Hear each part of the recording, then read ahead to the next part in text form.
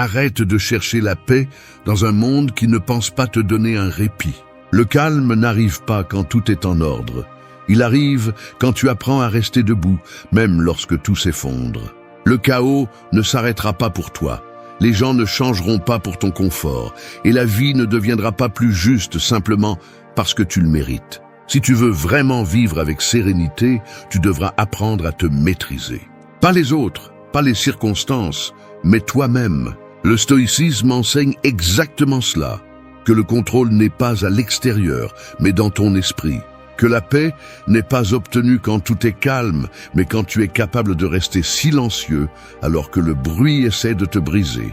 La vie moderne te bombarde de distractions, de comparaisons, de critiques, d'exigences, et la plupart tombent, non pas parce qu'ils ne sont pas forts, mais parce qu'ils ne savent pas comment canaliser leur énergie. Ils réagissent à tout, répondent à tout le monde, s'épuisent à essayer de réparer ce qui ne dépend pas d'eux. Un stoïcien comprend quelque chose que peu de gens comprennent. Tu ne peux pas contrôler le monde, mais tu peux contrôler comment tu y fais face. Accepter, se taire, observer et agir avec un but deviennent ses armes. Il n'y a pas de place pour les plaintes, ni pour la victimisation. La sérénité n'est pas une faiblesse, c'est le pouvoir dans sa forme la plus pure. Cette vidéo est un guide pour ceux qui en ont assez de perdre leur calme pour ce qui n'en vaut pas la peine. Pour ceux qui veulent maîtriser leur esprit, contrôler leurs émotions et trouver un équilibre même lorsque l'environnement devient insupportable. La paix intérieure ne se demande pas, elle se travaille.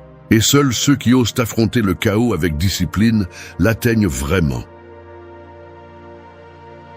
1 domine avec le silence. Le silence n'est pas une faiblesse. C'est une stratégie. C'est le pouvoir au repos. C'est le moment où ton esprit observe sans réagir, où tu analyses avant de répondre et où les impulsions perdent leur emprise sur toi.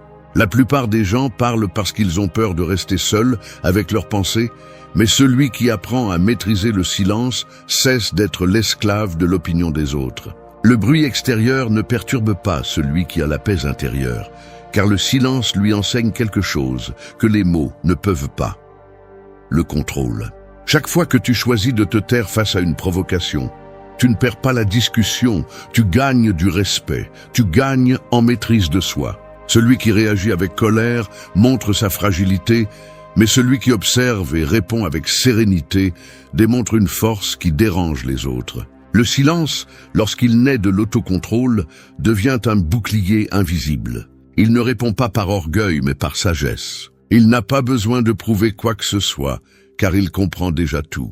Les stoïciens le savaient. Quand tu parles sans réfléchir, tu deviens prisonnier de tes mots. Quand tu gardes le silence, tu conserves le pouvoir. Le sage ne cherche pas à avoir raison, il cherche à garder son calme. Et c'est là que le silence se transforme en une forme de maîtrise personnelle. Pas du monde, mais de toi-même. Dans un monde qui crie, garder le silence est un acte de rébellion. Quand tout le monde donne son avis, tu choisis d'écouter. Quand tout le monde réagit, tu choisis de respirer. Le silence n'est pas vide, c'est de l'espace pour penser. C'est le terrain où naît la clarté, où les pensées s'ordonnent et les émotions se calment. Celui qui maîtrise le silence apprend à s'écouter, et celui qui s'écoute lui-même n'a plus besoin de validation externe. Pratique-le. Lors de la prochaine conversation où quelqu'un cherche à te provoquer, respire, observe et garde le silence. Non pas pour le punir, mais pour t'entraîner. Laisse l'autre s'épuiser à parler, pendant que tu conserves ton énergie. Ce moment, bien qu'il puisse sembler insignifiant, est une victoire interne. Tu ne le remarqueras pas tout de suite, mais tu ressentiras quelque chose de différent. Tu n'es pas tombé dans le piège de l'impulsion. Maîtriser le silence signifie aussi apprendre quand parler. Car le silence ne consiste pas seulement à se taire, mais à choisir avec précision quand tes mots ont vraiment un but. Parler peu, mais clairement a plus d'impact que de crier sans direction. Celui qui contrôle le silence, contrôle le rythme de la conversation, le ton de l'ambiance et la perception de sa présence. L'esprit a besoin de pause. Tout comme le corps a besoin de repos pour se renforcer, l'âme a besoin de silence pour guérir. Consacre chaque jour quelques minutes à rester en silence total. Sans téléphone, sans musique, sans distraction. Écoute ce que ton esprit dit quand il n'y a pas de bruit pour le distraire. Là, tu découvriras des vérités que la vie quotidienne te cache. Le silence est l'entraînement le plus difficile, car il te force à te confronter à toi-même. Mais si tu apprends à être en paix au milieu du bruit, tu auras conquis le plus important, ton esprit. Et quand tu maîtrises ton esprit, personne ne peut te dominer. Car il n'y a pas d'arme plus puissante qu'un esprit qui sait quand parler et quand se taire. Domine avec le silence, pas avec les cris. Le monde appartient à ceux qui savent observer sans désespérer, agir sans perdre leur calme et garder leur sang-froid pendant que les autres s'effondrent. Dans une mer de voix vide, celui qui se tait avec sagesse devient une présence qui impose le respect sans dire un seul mot. 2. Choisis la paix, pas la réaction. Chaque jour, la vie te mettra à l'épreuve. Des personnes qui t'interrompent, des commentaires qui te blessent, des injustices qui te provoquent. Et à chaque instant, tu auras 2 chemins, réagir ou maintenir la paix. La plupart choisissent la réaction, parce que c'est le plus facile. C'est le reflet de l'ego blessé qui veut se défendre, prouver qu'il a raison ou venger sa fierté. Mais réagir n'est pas le pouvoir, c'est le perdre. La véritable force réside dans le choix conscient de comment répondre, pas dans le fait de laisser tes émotions décider pour toi. Le stoïcisme enseigne que rien d'extérieur n'a la capacité de te perturber, à moins que tu ne le lui accordes. Les mots d'un autre, les gestes, les attitudes ne sont pas ce qui te retire la tranquillité. C'est ton interprétation d'eux. Chaque fois que tu choisis de réagir avec colère ou anxiété, tu abandonnes ton contrôle. Tu dis « ma paix dépend de ce que fait l'autre ». Mais quand tu choisis la sérénité, tu récupères le pouvoir. C'est comme éteindre un feu avant qu'il ne te consume. Les personnes impulsives pensent que garder son calme, c'est capituler. Ce n'est pas le cas. C'est un acte d'intelligence émotionnelle, une maîtrise qui effraie ceux qui vivent à la merci de leurs émotions. Parce que rien ne déstabilise plus que quelqu'un qui ne se laisse pas perturber. Quand tu choisis la paix, tu déconcertes celui qui veut te provoquer. Tu désarmes le conflit sans prononcer un mot. Et cela, dans un monde où tout le monde veut crier plus fort, est une forme de supériorité silencieuse. Pense à ceci. Le chaos ne disparaît pas quand tu cries plus fort. Il disparaît quand tu deviens calme. Réagir, c'est céder à l'extérieur. Répondre avec sérénité, c'est agir depuis le contrôle interne. Il ne s'agit pas de réprimer ce que tu ressens, mais de le comprendre. L'émotion n'est pas l'ennemi, c'est ton incapacité à la gérer. Pratiquer la paix ne signifie pas accepter l'injustice ni permettre qu'on te marche dessus. Cela signifie savoir quand agir et comment le faire sans détruire ton équilibre. Tu n'as pas besoin d'égaliser l'énergie de celui qui t'attaque. Parfois, la meilleure réponse est un esprit imperturbable. Quand tu maîtrises ta réaction, tout change.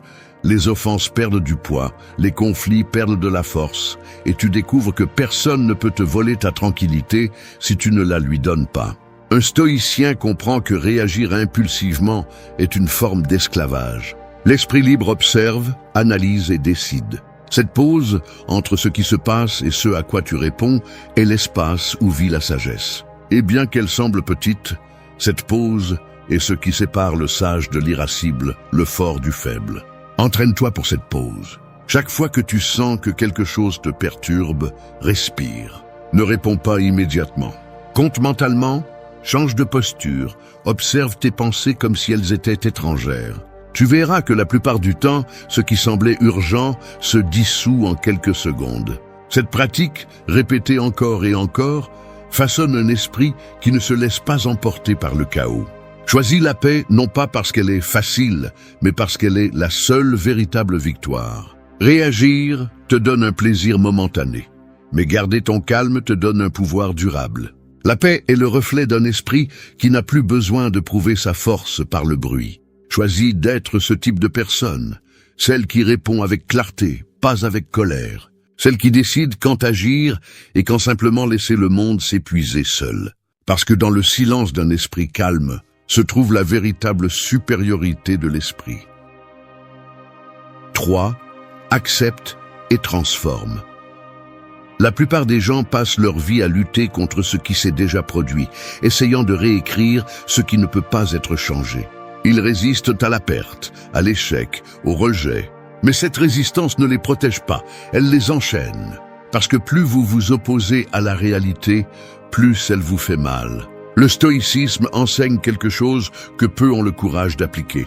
L'acceptation n'est pas une reddition, c'est de la sagesse. Il ne s'agit pas de dire « c'est bien », mais de reconnaître « c'est ce que c'est » et d'agir à partir de là. Accepter ne signifie pas se résigner, mais libérer l'énergie que vous dépensez à lutter contre l'inévitable pour l'utiliser dans ce que vous pouvez construire.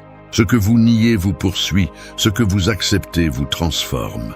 Chaque fois que vous refusez d'accepter une situation, vous perdez du pouvoir. Mais quand vous dites « cela m'est arrivé, maintenant que vais-je en faire ?», vous reprenez le contrôle.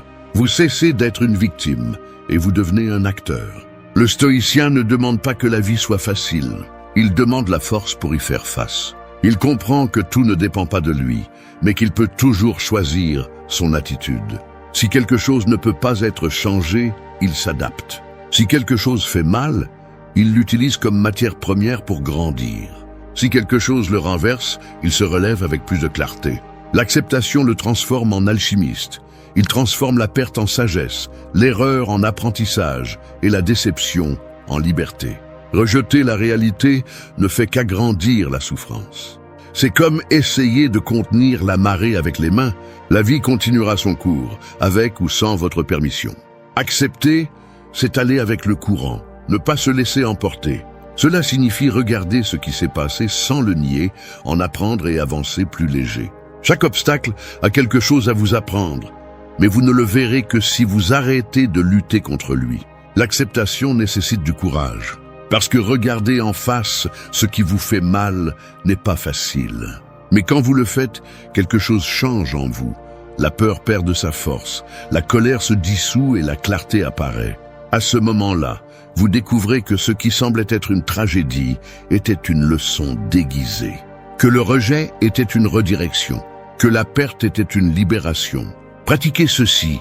Lorsque vous êtes confronté à quelque chose que vous ne pouvez pas contrôler, répétez mentalement « cela fait aussi partie du chemin », non pas comme une consolation, mais comme un rappel. Chaque fois que vous acceptez, vous devenez plus fort. Non pas parce que vous cessez de ressentir, mais parce que vous cessez de résister. La résistance aveugle épuise, l'acceptation consciente transforme. Les stoïciens parlaient de amor fati, l'amour du destin, non pas comme une soumission passive, mais comme une alliance avec la vie. Tout ce qui se passe, même ce qui est douloureux, fait partie de votre processus. L'accepter ne vous rend pas faible, cela vous rend imbattable. Parce que vous ne vous brisez plus pour ce que vous ne pouvez pas changer, vous l'intégrez, vous l'utilisez, vous le transformez en pouvoir. Accepter et transformer est la base de toute sérénité. Le chaos ne disparaît pas, mais il cesse d'avoir le contrôle sur vous. Parce que lorsque vous acceptez, la vie cesse de ressembler à une bataille constante et devient un entraînement. Chaque expérience, bonne ou mauvaise, vous façonne. Et à la fin, vous réalisez quelque chose que les sages ont toujours su. La liberté n'est pas dans le changement du monde, mais dans la transformation de soi pour marcher en paix à l'intérieur de lui. 4. Grandis dans l'inconfort. La croissance ne se produit pas lorsque tout est calme, elle se produit lorsque la vie te secoue. L'inconfort n'est pas un ennemi, c'est le gymnase de l'âme. Chaque fois que tu l'évites, tu deviens plus faible. Chaque fois que tu l'affrontes, tu deviens plus fort. La plupart des gens recherchent le confort, mais le stoïcien recherche l'évolution. Et il sait qu'il n'y a pas de croissance sans friction. Les racines les plus profondes naissent dans la terre la plus dure. L'esprit le plus fort se forge dans les moments les plus difficiles. Nous vivons à une époque où le confort est glorifié, où fuir l'effort semble être de l'intelligence et éviter la douleur est confondu avec le bonheur. Mais ce refuge confortable est une prison déguisée. Celui qui évite l'inconfort évite sa propre expansion. Parce que l'âme, comme un muscle, a besoin de tension pour se renforcer. Personne ne devient sage sans avoir traversé le chaos. Personne ne devient fort sans avoir été testé. Chaque difficulté que tu affrontes a un but caché, te façonner. Mais ce but ne se révèle que lorsque tu arrêtes de te plaindre et que tu commences à observer. Les stoïciens comprenaient que les défis ne viennent pas pour te détruire, mais pour te purifier. L'inconfort ne te retire rien dont tu as vraiment besoin. Il te dépouille de ce qui est superflu. Il te force à regarder ce que tu ignorais, à lâcher ce qui te retient et à développer une force que tu ne savais pas que tu avais. Grandir dans l'inconfort signifie embrasser l'incertitude, accepter que tu n'auras pas toujours le contrôle, que tout ne se passera pas comme tu l'espères, mais que tu peux quand même rester ferme. Quand ça fait mal, ne fuis pas. Observe la douleur, comprends ce qu'elle veut t'apprendre. Si quelque chose t'irrite, demande-toi pourquoi. Si quelque chose te fait peur, approche-toi calmement. L'inconfort est un miroir qui reflète tes faiblesses, mais aussi tes opportunités de croissance. Il y a des gens qui ne bougent que lorsque la vie les frappe. Le stoïcien n'attend pas le coup, il le cherche sous forme de défi. Il se lève tôt quand le corps veut dormir, garde le silence quand l'ego veut parler, agit avec discipline quand l'esprit veut abandonner. Chaque acte d'inconfort volontaire renforce la volonté, et un esprit entraîné à l'effort ne s'effondre pas face à l'adversité. Commence par les petites choses. Ne cherche pas un grand sacrifice, cherche des habitudes qui défient ton confort quotidien. Marche sous la pluie au lieu de te cacher. Termine ce que tu as commencé même si tu n'as pas de motivation. Affronte les conversations inconfortables au lieu de les éviter. Chaque fois que tu fais quelque chose de difficile sans te plaindre, tu t'entraînes pour quelque chose de plus grand. La vraie croissance ne se sent pas bien au début. C'est déroutant. Cela demande de la patience. Cela nécessite de renoncer à la facilité. Mais quand tu le surmontes, tu te rends compte que tu n'étais pas faible. Tu étais juste sans pratique. L'inconfort devient ton allié. Il cesse d'être un signe de souffrance et devient un signe de progrès. Souviens-toi de ceci. Personne ne se transforme dans le calme. La transformation naît dans le feu. L'inconfort est le terrain où l'esprit s'élargit, où la foi est testée et où la force se construit. Chaque fois que tu choisis le chemin difficile avec un but, tu te rapproches de ta meilleure version. Et cette version ne craint pas la douleur, elle la comprend, elle ne l'évite pas, elle l'utilise. Parce que celui qui grandit dans l'inconfort cesse de craindre la vie et commence enfin à la vivre avec puissance. 5. Renforce ton esprit chaque jour. L'esprit est comme un muscle. Si tu ne l'entraînes pas, il s'affaiblit. Si tu le laisses sans discipline, il se remplit de pensées inutiles, de peurs étrangères et de soucis qui ne te concernent pas. Un esprit faible réagit, se plaint, abandonne. Un esprit fort observe, décide et agit. Il ne s'agit pas d'être dur, mais d'être résistant. Et cette résistance ne naît pas de la chance, elle naît du travail constant que tu fais sur toi-même. Renforcer l'esprit n'est pas un acte de motivation momentanée. C'est une pratique quotidienne. C'est te lever même quand tu n'en as pas envie. Maintenir le focus quand tout le monde est distrait et garder ton calme quand les autres perdent le contrôle. Les stoïciens comprenaient que le monde extérieur serait toujours incertain, mais que l'esprit pourrait être un refuge inébranlable si tu l'entraînes avec discipline. C'est la véritable armure du sage, son tempérament mental. Chaque jour est une opportunité pour entraîner ton esprit. Depuis le matin, quand tu choisis si tu commences par te plaindre ou avec un objectif, jusqu'au soir, quand tu décides si tu te lamentes ou remercies. La force mentale se construit avec des décisions petites mais fermes. Ce n'est pas un événement, c'est un processus. Chaque pensée que tu corriges, chaque impulsion que tu contrôles, chaque émotion que tu gères, renforce les fondations de ton esprit. Pense à ceci, ton esprit peut être ton pire ennemi ou ton meilleur allié. Si tu ne le diriges pas, il te domine. Si tu ne l'entraînes pas, il te manipule. Un esprit sans contrôle exagère les problèmes, dramatise le petit et détruit le calme. Mais un esprit entraîné voit les choses telles qu'elles sont, sans fioritures ni catastrophes imaginaires. C'est l'essence du stoïcisme. Voir la réalité avec clarté, pas avec des émotions déformées. Pratique l'observation. Ne crois pas tout ce que tu penses. Toutes les pensées ne méritent pas ton attention. Beaucoup ne sont que des résidus de peur, d'ego ou du passé.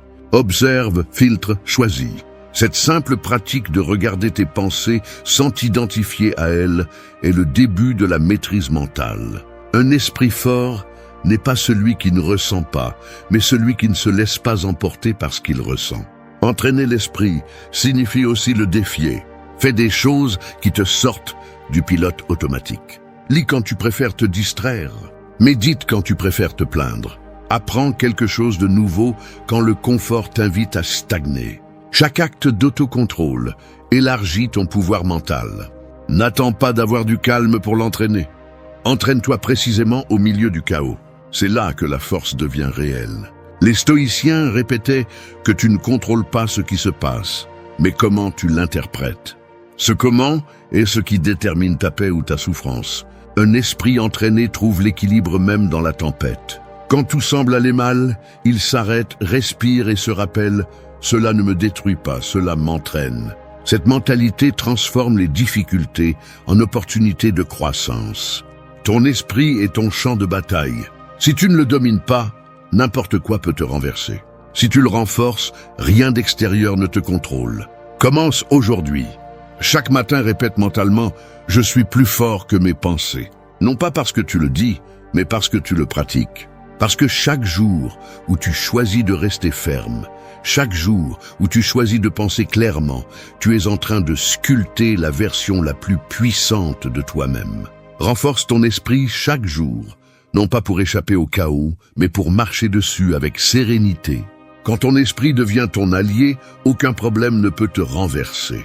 Et là, dans ce silence mental inébranlable, c'est là que tu découvres ce que signifie vraiment vivre en paix.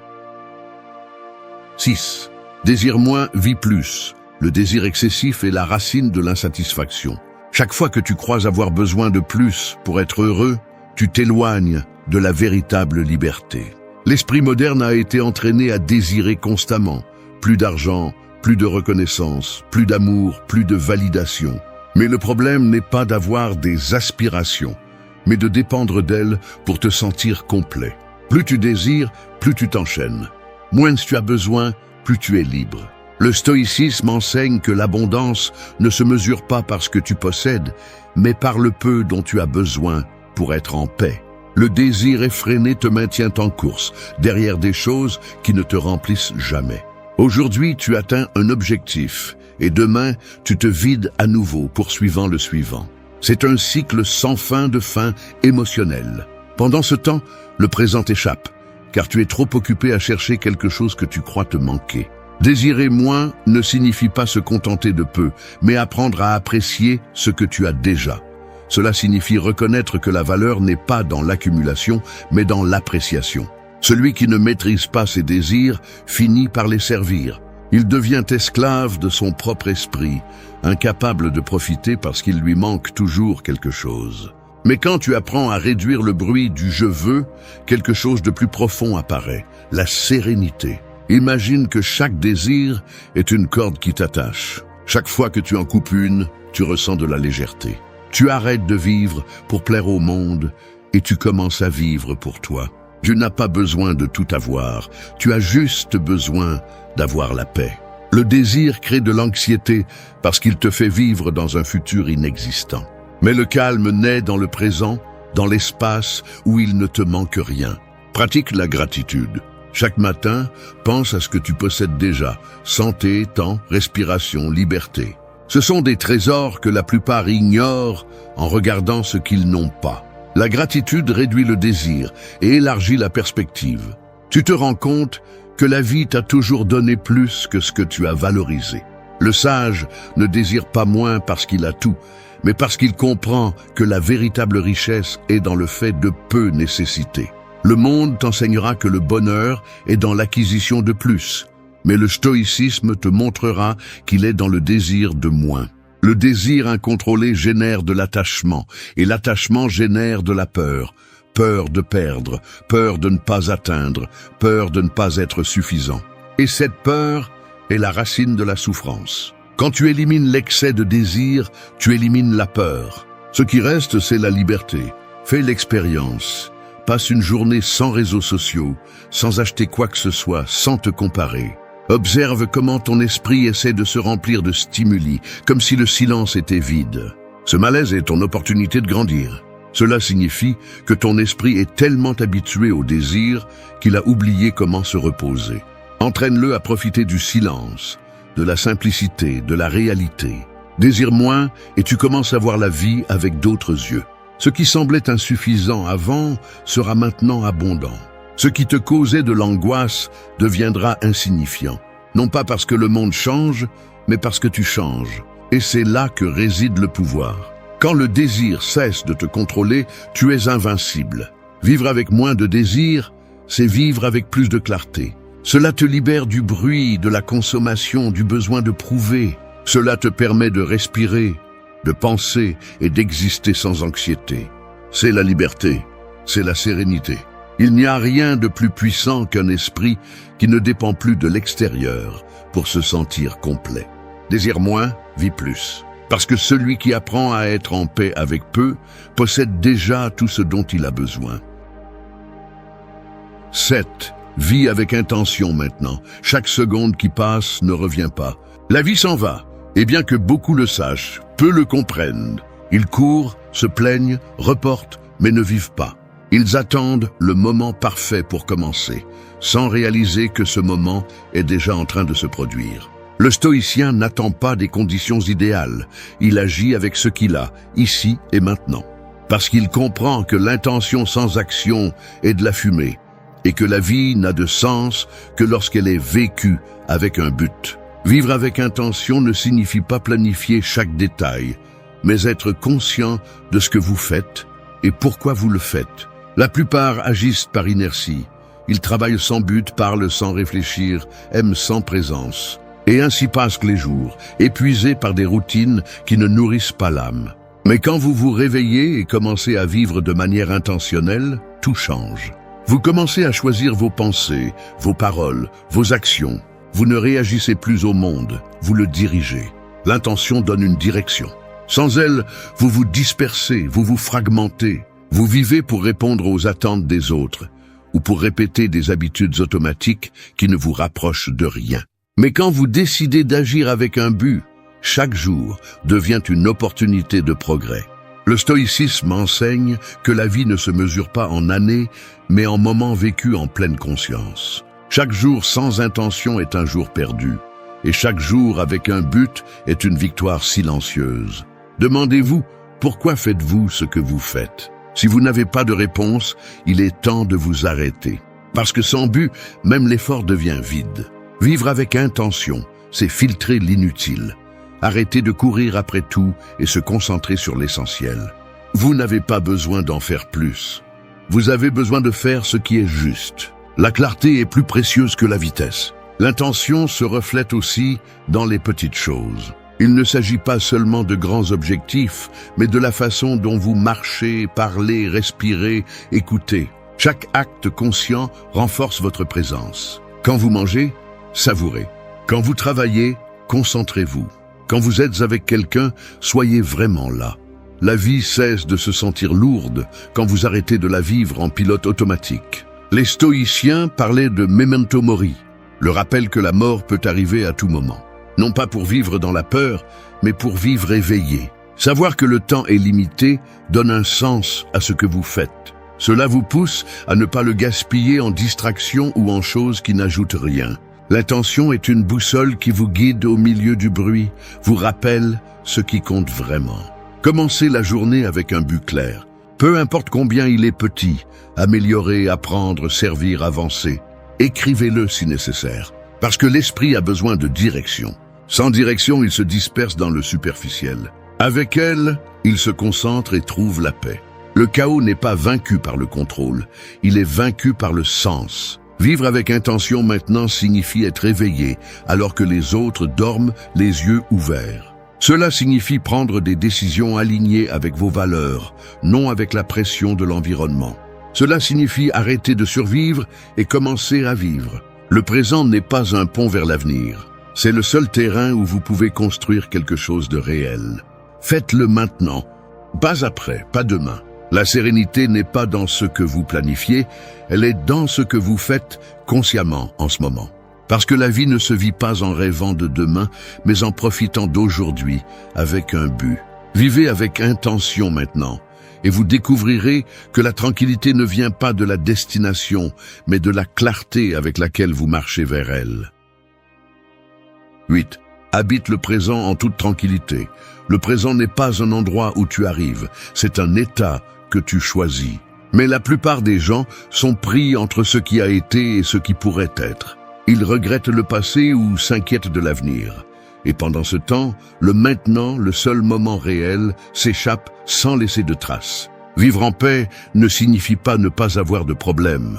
Cela signifie ne pas laisser ces problèmes te voler l'instant que tu vis. Le stoïcisme enseigne que le pouvoir n'est pas dans le contrôle du temps, mais dans la maîtrise de l'attention. Et celui qui maîtrise son attention maîtrise sa vie. Le chaos du monde moderne te pousse à la distraction constante. Tout fait concurrence à ton esprit. Notifications, nouvelles, comparaisons. Il est facile de se perdre dans la précipitation, de croire qu'être occupé, c'est être vivant. Mais être occupé n'est pas la même chose qu'être présent. La vraie présence se produit lorsque ton esprit et ton corps sont au même endroit, sans courir après ce qui n'existe pas encore. C'est le calme qui ne dépend pas de l'environnement, mais de toi. Habiter le présent, c'est observer sans juger, respirer sans hâte, agir sans anxiété. C'est regarder le ciel, sans regarder l'horloge, écouter quelqu'un sans penser à ta réponse, ressentir sans craindre ce qui viendra ensuite. Il ne s'agit pas d'arrêter la vie, mais de la vivre avec conscience. Lorsque tu es vraiment ici, le bruit du monde se dissout, et quelque chose que peu de gens expérimentent apparaît. La clarté. Le passé ne peut pas être touché, et l'avenir ne peut pas être contrôlé. Les deux sont des fictions que ton esprit utilise pour te distraire. Le seul vrai pouvoir est dans cette seconde. Ce que tu fais maintenant est ce qui façonne tout ce qui vient. Les stoïciens comprenaient cela mieux que quiconque. S'inquiéter de ce qui n'est pas encore arrivé, c'est souffrir deux fois. D'abord par anticipation, puis par la réalité si elle arrive. Pratique ceci. Lorsque ton esprit commence à courir vers demain, arrête-toi. Respire profondément et demande-toi, qu'est-ce qui se passe en ce moment qui compte vraiment? La plupart du temps, tu découvriras que le présent est calme, que l'angoisse n'existe que dans tes pensées. L'esprit qui habite le présent ne fuit pas, il observe. Il ne se noie pas dans ce qui va se passer, parce qu'il est trop occupé par ce que je peux faire maintenant. La sérénité naît de cette approche. Tu n'as pas besoin de méditer pendant des heures, ni de t'isoler du monde pour trouver la paix. Tu as juste besoin d'être complètement où tu es. Quand tu marches, ressens tes pas. Quand tu travailles, concentre-toi sur ta tâche. Quand tu te reposes, repose-toi vraiment. Le calme ne se trouve pas quand la vie s'arrête, mais quand tu décides de ne plus courir plus vite qu'elle. Le présent est un refuge toujours disponible, mais presque personne n'y entre. Celui qui apprend à l'habiter trouve une liberté que le temps ne peut toucher. Il ne craint plus ce qui vient, ni ne regrette ce qui a été. Il vit simplement. Et dans cette vie consciente, sans hâte et sans bruit, l'anxiété se dissout, le stress perd de son pouvoir et l'âme respire. Habiter le présent en toute tranquillité n'est pas un luxe, c'est une nécessité. C'est l'acte le plus courageux dans une ère dominée par la distraction. Parce que celui qui est vraiment ici, encore en esprit et en âme, n'a plus besoin de fuir quoi que ce soit. Tout ce dont il a besoin est déjà en train de se produire. Et quand tu comprends cela, tu découvres le secret que les sages ont toujours su. La vie n'est pas la base en attente de toi, elle se passe juste maintenant, en silence, en toi. Merci d'être resté jusqu'à la fin de la vidéo. Si vous avez tout vu, commentez « Je suis stoïcien » comme notre signe secret, indiquant que vous êtes un véritable apprenant du stoïcisme. N'oubliez pas de vous abonner et de liker la vidéo si elle vous a plu. Rendez-vous dans la prochaine vidéo et rappelez-vous, continuez à cultiver votre esprit stoïque. Les gens ne t'écoutent pas parce que tu parles fort, mais parce que tu parles avec une force intérieure. Et cette différence change tout. Beaucoup pensent que bien communiquer, c'est impressionner, avoir de bonnes phrases ou maîtriser l'art de convaincre. Mais la vérité est que la plupart ne savent pas écouter, ne savent pas se taire et ne savent pas quand dire non. Et cela détruit leur présence, leur respect et leur pouvoir, sans qu'ils s'en rendent compte. Dans la communication comme dans la vie, ce que tu ne contrôles pas te contrôle. C'est pourquoi les sages stoïciens enseignaient à maîtriser la langue avant le monde.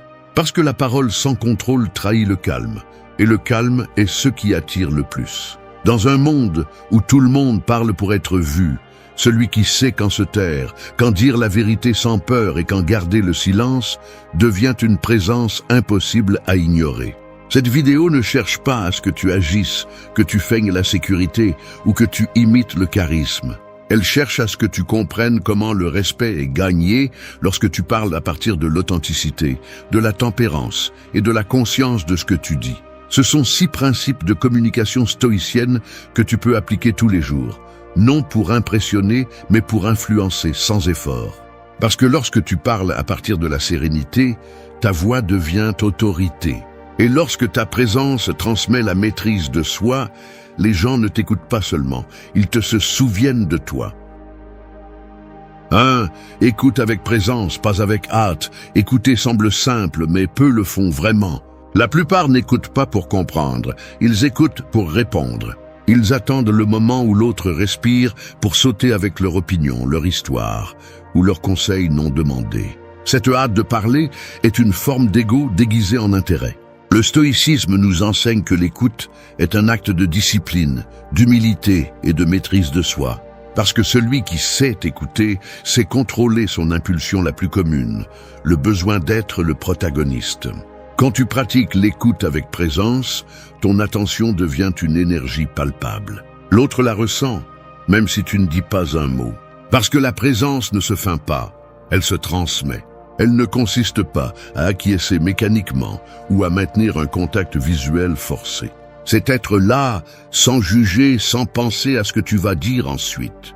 Marc Aurèle disait que l'âme devient égale à ce qu'elle contemple. Écouter, alors, c'est permettre à ce que tu entends de te transformer un peu, au lieu d'essayer de le transformer toi-même. La hâte détruit la connexion. Quand tu interromps, quand tu précipites une conversation ou que tu feins de l'intérêt, l'autre le remarque. Il peut ne pas te le dire, mais il le ressent. Et personne ne fait confiance à celui qui ne sait pas contenir son anxiété. L'esprit stoïcien, en revanche, s'exerce à la pause, à observer sans réagir, à donner de l'espace avant de porter un jugement. Écouter ne signifie pas être d'accord. Cela signifie avoir la force de ne pas avoir besoin de prouver quoi que ce soit. Dans la vie quotidienne, l'application de ce principe change radicalement tes relations. La prochaine fois que quelqu'un te parle, ne pense pas à ta réponse. Respire, observe son ton, ses gestes, son intention. Demande-toi, que cherche-t-il à dire au-delà des mots? Cette attention consciente non seulement améliore ta communication, mais te donne aussi du pouvoir. Parce que quand tu écoutes sans hâte, tu comprends ce que les autres ne perçoivent pas. Les émotions derrière le discours, les peurs cachées, les vérités que l'autre ne parvient pas à mettre en mots. Un homme ou une femme qui sait écouter n'a pas besoin de parler beaucoup. Son silence inspire confiance et son calme désarme les défenses. Les gens sont attirés par ceux qui les font se sentir compris. Pas par ceux qui parlent le plus, mais par ceux qui savent rester tranquilles sans perdre leur présence. Écouter avec présence, c'est aussi t'écouter toi-même. Tes pensées, tes émotions, tes réactions. Pourquoi t'impatientes-tu quand quelqu'un s'étend? Pourquoi as-tu besoin d'avoir le dernier mot? Chaque impulsion qui surgit pendant que tu écoutes est une opportunité pour mieux te connaître. Le stoïcisme enseigne que la conscience de soi est la racine du respect. Si tu ne t'écoutes pas, tu finis par parler à partir du bruit intérieur, et ce bruit est l'ennemi de la clarté. Fais de l'écoute une pratique quotidienne. Quand tu parles à quelqu'un, oublie le téléphone, l'horloge ou ce que tu vas dire ensuite. Entre complètement dans ce moment.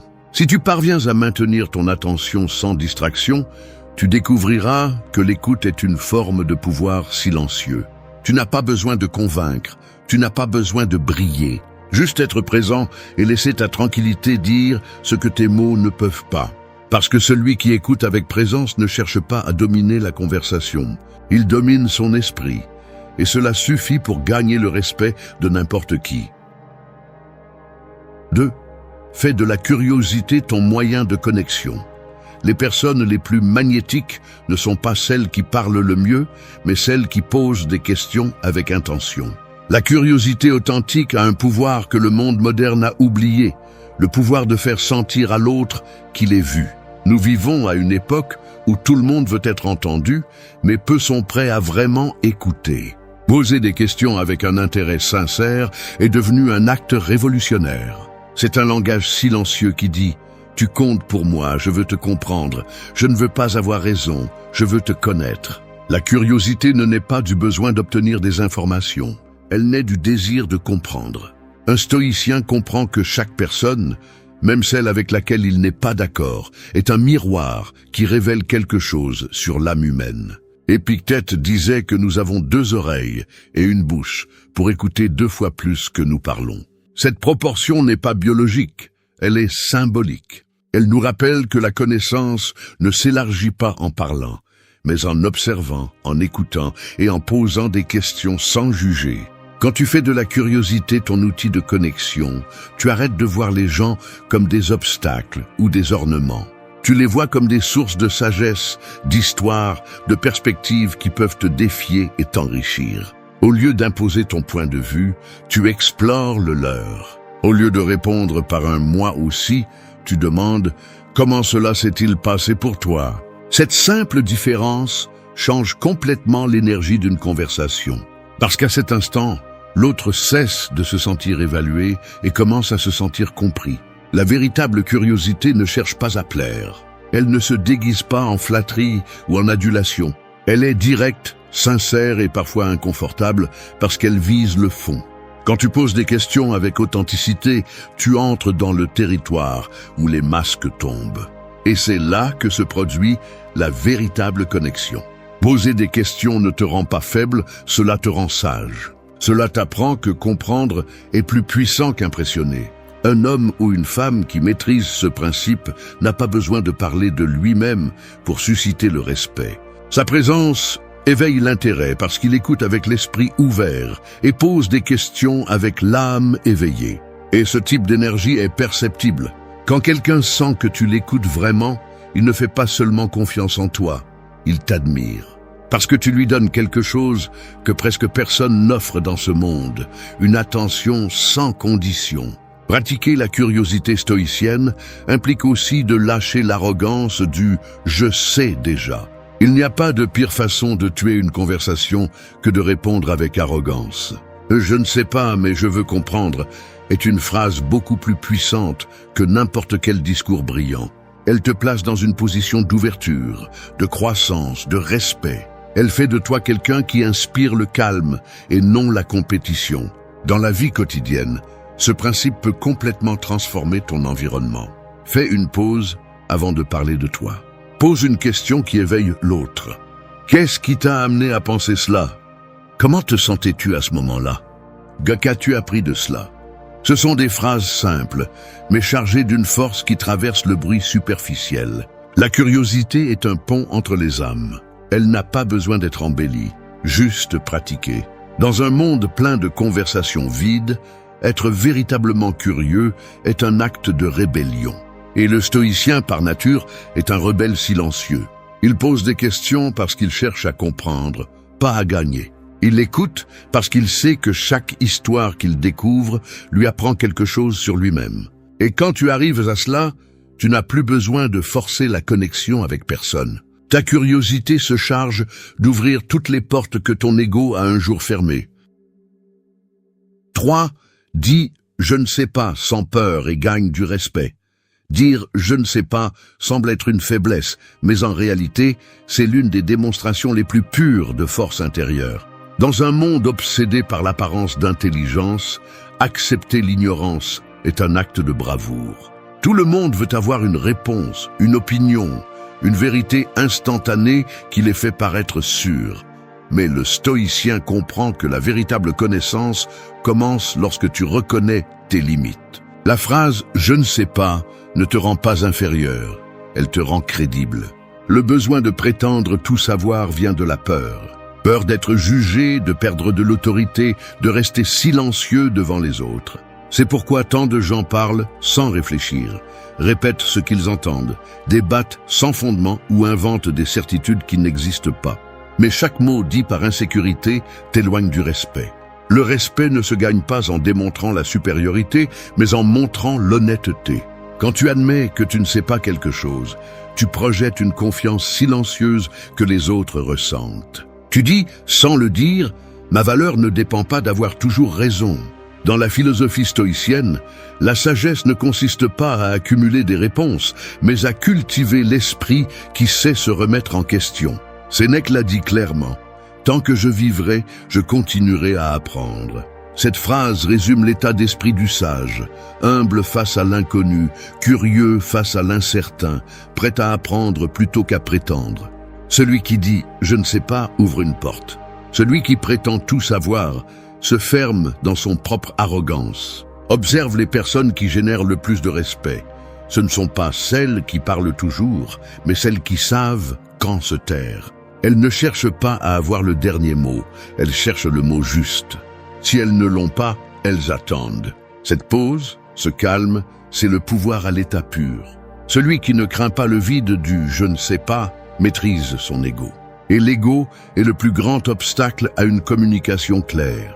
Apprendre à dire « je ne sais pas » améliore aussi tes relations. Cela te libère du besoin d'avoir une réponse à tout. Parfois, les gens ne veulent pas que tu résolves quoi que ce soit, ils veulent juste que tu partages leur incertitude. Dire « je ne sais pas, mais je peux t'accompagner pendant que tu le découvres » est une forme d'empathie que peu de gens pratiquent. Celui qui reconnaît ses limites n'est pas faible, il est conscient. Et la conscience est la base du véritable respect. Ce principe te protège également de tomber dans des discussions inutiles. Lorsque tu es confronté à quelqu'un qui cherche à provoquer ou à imposer, le « je ne sais pas » est ton bouclier. Tu ne nourris pas le conflit, tu n'entres pas dans son jeu. Tu gardes ton calme et tu conserves ton énergie. En pratique, c'est une forme d'autodiscipline, parce que ce que tu ne contrôles pas, ton besoin d'avoir raison, finit par te contrôler. Commence à le pratiquer. La prochaine fois que tu n'auras pas de réponse, ne l'invente pas. Respire et dis « je ne sais pas ». Observe la réaction de l'autre. Certains seront déconcertés, d'autres te regarderont avec plus de respect. Parce que le courage d'être honnête est si rare qu'il laisse toujours une trace. Cette phrase simple te sépare de ceux qui parlent par ego et te rapproche de ceux qui parlent par vérité. Dire « je ne sais pas » n'est pas abandonner. C'est dire au monde « je préfère la clarté à l'apparence ». C'est choisir l'authenticité sur l'orgueil. Et ce type de sincérité ne te fait pas seulement gagner du respect, il te libère. Il t'enlève le poids de devoir tout savoir, de devoir impressionner tout le monde. Il te permet d'apprendre, de grandir et de garder ton esprit au calme. Et quand tu y arrives, tes mots, peu ou beaucoup, deviennent vrais et ta présence commence à inspirer sans effort. 4. Transforme le silence en ton outil de pouvoir. Le silence met mal à l'aise les insécurisés, mais renforce ceux qui maîtrisent leur esprit. Nous vivons à une époque où le bruit est devenu une forme de défense. Les gens parlent sans arrêt parce qu'ils craignent ce qu'ils pourraient entendre s'ils se taisaient.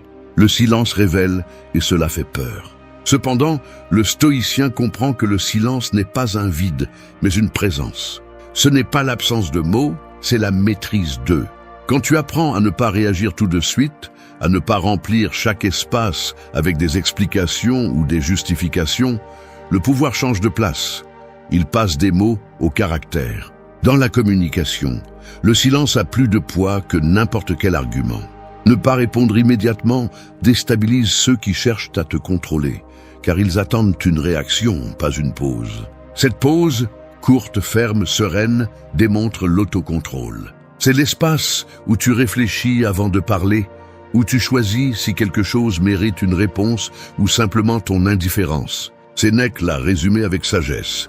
Il vaut mieux garder le silence et être considéré comme sage que de parler et de prouver le contraire. Le silence est une forme de présence qui n'a pas besoin d'être annoncée. Une personne qui sait se taire au bon moment transmet de la confiance. Elle n'a pas besoin de prouver qu'elle sait, parce que son calme dit tout. Et ce calme attire. Dans un monde où tout le monde se bat pour être entendu, celui qui maîtrise le silence devient magnétique. Son énergie n'est pas dépensée pour convaincre, mais pour observer. Et celui qui observe attentivement a toujours l'avantage. Utiliser le silence comme outil de pouvoir ne signifie pas se retirer ou éviter le dialogue. Cela signifie choisir intelligemment quand parler. Il y a des silences qui guérissent parce qu'ils laissent place à la réflexion. Et il y a des silences qui enseignent parce qu'ils obligent l'autre à s'écouter lui-même. Il existe aussi des silences qui posent des limites sans avoir besoin de confronter. Quand quelqu'un essaie de te provoquer, ne pas répondre est ta déclaration la plus forte. Tu dis « ma paix n'est pas à vendre ». Appliquer cela dans la vie quotidienne transforme ta communication. La prochaine fois que tu ressens le besoin de te défendre face à une critique ou d'expliquer ce qui n'a pas besoin d'être expliqué, arrête-toi, tais-toi, observe. Non pas parce que tu manques d'arguments, mais parce que tu comprends que tout le monde ne mérite pas ton énergie. C'est la différence entre réagir et répondre. La première naît de l'ego, la seconde de la sagesse. Le silence t'entraîne aussi à la patience. Il t'apprend à résister à l'impulsion d'intervenir, de te justifier, de chercher l'approbation. Dans ce processus, tu découvres quelque chose de fondamental. Le respect ne se demande pas, il s'inspire. Et rien n'inspire plus de respect que quelqu'un qui parle peu, mais avec intention. Tes mots commencent à avoir du poids parce que tu ne les lances pas au hasard. Chaque fois que tu parles, tu le fais à partir de la clarté, pas du besoin. La pratique du silence conscient ne te rend pas distant, elle te rend solide. Les gens se sentent en sécurité avec toi parce que tu ne réagis pas comme tout le monde. Ton calme leur rappelle que tout ne doit pas être résolu avec des mots. Ils apprennent à te faire confiance, non pas parce que tu parles bien, mais parce que tu sais quand ne pas le faire. Cet équilibre entre expression et retenue est l'une des vertus les plus admirables de l'esprit stoïcien. Fais du silence ton allié, non pas pour fuir le dialogue, mais pour donner plus de pouvoir à tes mots. Le silence bien utilisé coupe le bruit du monde, filtre les émotions et te connecte à l'essentiel. Tu parleras moins, mais tu impacteras plus. Parce que quand une personne qui maîtrise le silence décide de parler, tout le monde écoute. Et c'est le genre de respect qui ne s'achète pas. Il se construit avec du courage, de la patience et de la sagesse. 5. Reconnaître le caractère, pas seulement l'action. Le monde moderne est plein de gestes vides. Des gens qui semblent aimables quand cela leur convient, qui offrent de l'aide, en attendant quelque chose en retour, qui font des éloges uniquement pour obtenir une approbation. Nous avons pris l'habitude de valoriser les actions sans regarder d'où elles viennent. Mais les stoïciens enseignaient qu'il n'y a pas de véritable vertu sans intention pure. Il ne s'agit pas de ce que vous faites, mais de l'esprit avec lequel vous le faites. Reconnaître le caractère derrière chaque action est une compétence qui transforme votre façon de communiquer et de comprendre les autres. Une personne peut vous sourire et vous souhaiter du mal en silence. Elle peut vous aider par intérêt ou être aimable par habitude. C'est pourquoi le stoïcien ne reste pas en surface. Il observe, non pour juger, mais pour comprendre. Il sait que chaque geste révèle une intention, et chaque intention révèle un caractère. Le caractère ne se dit pas, il se montre. Il ne se joue pas, il se construit. Lorsque vous apprenez à le reconnaître, vous cessez d'être trompé par les apparences et commencez à vous connecter à partir de la vérité. Ce principe s'applique également à vous-même. Il ne suffit pas d'agir correctement devant les autres si vos motivations sont fausses. Si vous aidez pour être vu, parler pour impressionner ou écouter pour manipuler, votre communication perd de sa force. L'authenticité est la base de toute influence durable. Un homme ou une femme de caractère n'a pas besoin d'orner ses paroles. Sa seule cohérence inspire déjà le respect. Dans la communication stoïcienne, le caractère se reflète dans la façon dont vous répondez lorsque personne ne vous applaudit, dans la façon dont vous parlez lorsque personne ne vous écoute, dans la façon dont vous agissez lorsque personne ne vous regarde. Reconnaître le caractère chez les autres vous donne une clarté que peu de gens ont. Vous commencez à remarquer qui vous respecte vraiment et qui cherche simplement à utiliser votre énergie. Vous commencez à voir la différence entre le geste qui vient de l'âme et celui qui vient de l'ego. Lorsque vous parlez à quelqu'un, ne vous laissez pas emporter uniquement par ce qu'il fait ou dit. Observez sa constance, sa patience, son comportement envers les autres. C'est là que se révèle son essence. Marc Aurèle disait que le caractère d'un homme se voit dans la façon dont il traite ceux qui ne peuvent pas lui être utiles. Cette phrase résume une vérité puissante. La vertu n'a pas besoin de public. Ce principe vous libère de fausses attentes. Vous cessez d'attendre de la cohérence de ceux qui vivent en faisant semblant. Vous n'êtes pas surpris par la trahison de celui qui n'a jamais eu d'intégrité. Et la déception ne vous fait pas autant de mal, car vous avez appris à regarder plus profondément. Reconnaître le caractère ne vous rend pas froid, il vous rend conscient. Et cette conscience est ce qui vous maintient debout lorsque le monde se déguise. Pratiquer cela améliore également votre communication. Lorsque vous apprenez à voir le caractère plutôt que l'action, votre façon de parler change. Vous cessez de flatter par politesse et commencez à valoriser par vérité. Un « je te respecte » dit à partir de l'observation véritable vaut plus que 1000 compliments vides. Vous apprenez à reconnaître ceux qui agissent avec une bonté silencieuse, sans chercher la reconnaissance. Et lorsque vous le faites, vous renforcez les liens qui comptent vraiment. Vous projetez également votre caractère chaque fois que vous parlez. Pas avec de grands discours, mais avec la façon dont vous tenez votre parole. Respectez le silence des autres ou gardez votre calme face à la provocation. Chaque mot qui sort de votre bouche révèle qui vous êtes plus que toute déclaration de principe. Dans un monde qui récompense l'apparence, vous pouvez vous démarquer par la cohérence. Parlez avec intention, agissez avec intégrité et regardez au-delà de ce qui est visible. Lorsque vous reconnaissez le caractère plutôt que les actions, les gens sentent que vous les voyez vraiment. Et cela crée un respect silencieux. Le genre de respect qui ne s'impose pas mais se gagne. 6. Apprenez à dire non sans expliquer pourquoi. Dire non est un art que peu de gens maîtrisent. La plupart ont peur de le faire parce qu'ils ne veulent pas paraître égoïstes, grossiers ou désintéressés. Mais dans ce besoin de plaire, à tout le monde, on perd ce qu'une personne a de plus précieux, son propre respect. Chaque fois que vous dites oui alors que vous voulez dire non, vous enseignez au monde que vos limites sont négociables. Et lorsque vos limites deviennent optionnelles, votre paix intérieure le devient aussi. Le stoïcisme enseigne que la force ne se démontre pas en criant, mais en sachant quand refuser avec sérénité. Vous n'avez pas besoin de vous justifier pour protéger votre temps, votre énergie ou votre objectif. Le non est une phrase complète et apprendre à l'utiliser sans se sentir coupable est un signe de maturité émotionnelle. Les gens confondront votre fermeté avec de la froideur, mais cela ne devrait pas vous inquiéter. Vous n'avez pas été créé pour être compris par tout le monde, mais pour vivre en cohérence avec vous-même. L'habitude d'expliquer chaque décision vient de la peur. Peur de décevoir, de perdre de l'affection, d'être rejeté. Cependant, plus vous vous efforcez de donner des raisons, plus vous affaiblissez votre position. Plus vous justifiez votre non, plus vous ouvrez la porte à sa remise en question. Le respect se gagne lorsque vos paroles ne vacillent pas, lorsque vous ne tremblez pas en vous choisissant vous-même. Un non ferme, dit avec calme, est plus puissant que 1000 discours. L'esprit stoïcien voit dans le non un outil d'ordre. Dire non à ce qui n'ajoute pas, c'est dire oui à votre objectif, à votre repos, à votre clarté. C'est une façon de vous protéger de l'usure invisible de l'inutile. Celui qui ne sait pas refuser se noie dans des engagements vides et des conversations qui ne mènent nulle part. Celui qui apprend à le faire, en revanche, reprend le contrôle de son temps et de sa paix. Le pratiquer ne signifie pas devenir distant ou arrogant. Cela signifie agir avec discernement.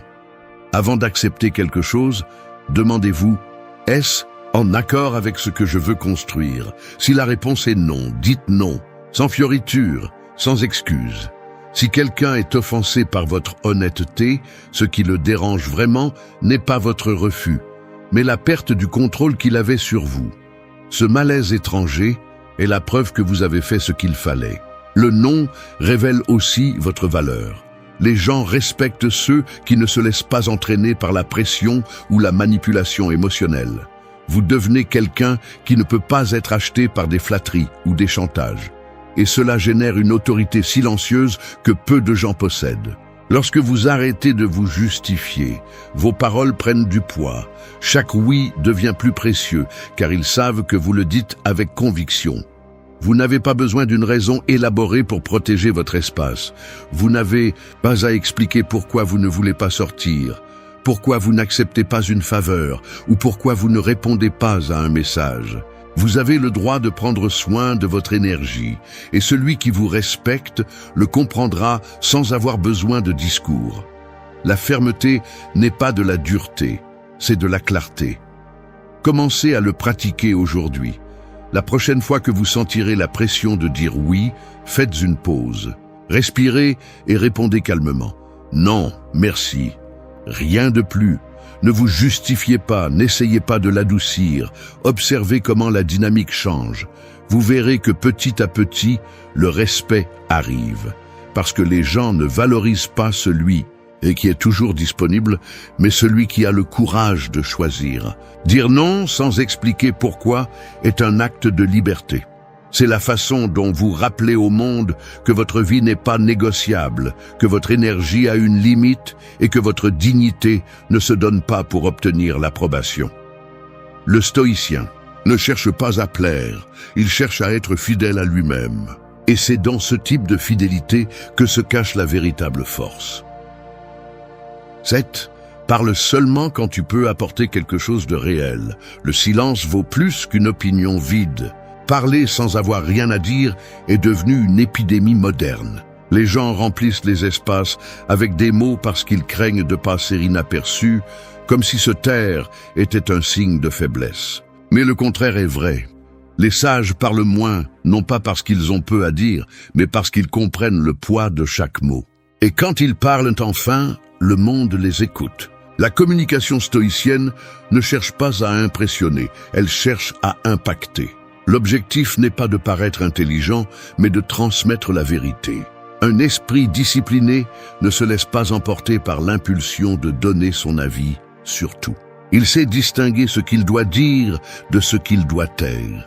Marc Aurèle l'a bien expliqué, que tes paroles soient nécessaires, sages et brèves.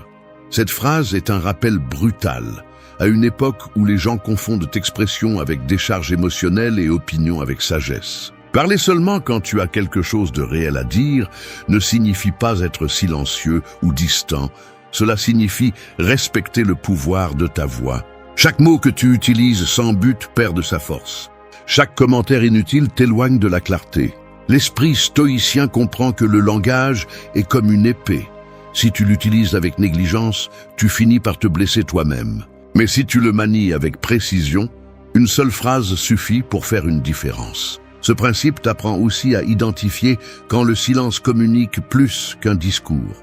Il y a des moments où ta présence pèse plus que tes explications. Quand une personne agit avec maturité, elle n'a pas besoin de justifier ni de défendre chaque décision. Son calme est sa réponse. Et quand elle décide de parler, elle le fait avec une intention claire. Apporter de la valeur, pas remplir l'air. Parler seulement quand tu apportes quelque chose de réel est aussi un acte d'humilité. C'est reconnaître que ce n'est pas toujours ton tour d'enseigner, que parfois la sagesse est dans l'écoute, l'observation et l'apprentissage. L'ego veut donner son avis sur tout. Le caractère choisit avec soin ses batailles. En pratique, cela te rend quelqu'un qui transmet de la sécurité. Les gens commencent à te prêter attention, parce qu'ils comprennent que quand tu parles, il y a de la substance derrière. Ce principe peut être appliqué dans n'importe quel domaine. Travail, relations, famille. Si tu n'as pas de clarté, attends. Si tes mots naissent de la colère, tais-toi. Si tu ne sais pas, demande. Parler avec calme multiplie ton impact. Parler avec émotion le détruit. L'esprit qui maîtrise ses mots maîtrise son destin. Les conversations perdent de leur profondeur lorsqu'elles deviennent un échange de bruit. Tu n'as pas besoin de rivaliser pour avoir la meilleure histoire ou la phrase la plus ingénieuse.